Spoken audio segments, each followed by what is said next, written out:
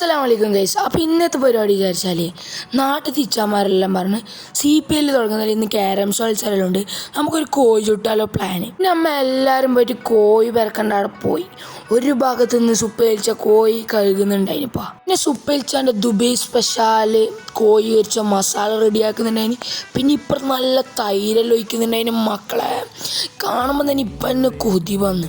പിന്നെ അതെല്ലാം പെരക്കി കഴിഞ്ഞിട്ട് നമ്മൾ നേരെ ക്യാരംസ് കാണാൻ പോയി.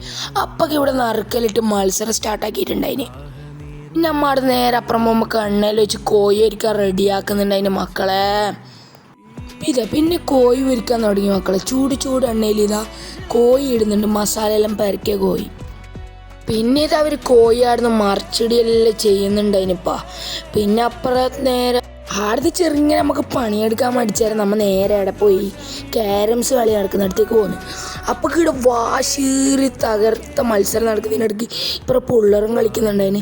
പിന്നെ അമ്മ ആടുന്ന് നേരെ ആദ്യം ഒന്ന് കോഴി പൊരിച്ചായോന്നെല്ലാം നോക്കാൻ പോണ്ടേ. കോഴി പൊരിച്ചെല്ലാമായിട്ട് അമ്മ എല്ലാവർക്കും ഫുഡ് കൊടുക്കുന്നുണ്ടായിരുന്നു റാത്തായിട്ട്. അപ്പോൾ ഗൈസ്, നമ്മുടെ നാട്ടിലെ കോഴി ഇടുന്ന വ്ളോഗെല്ലാം ഇഷ്ടപ്പെട്ടിട്ടുണ്ടെങ്കിൽ ഒന്ന് ലൈക്ക് അടിക്കാൻ മറക്കല്ലേ.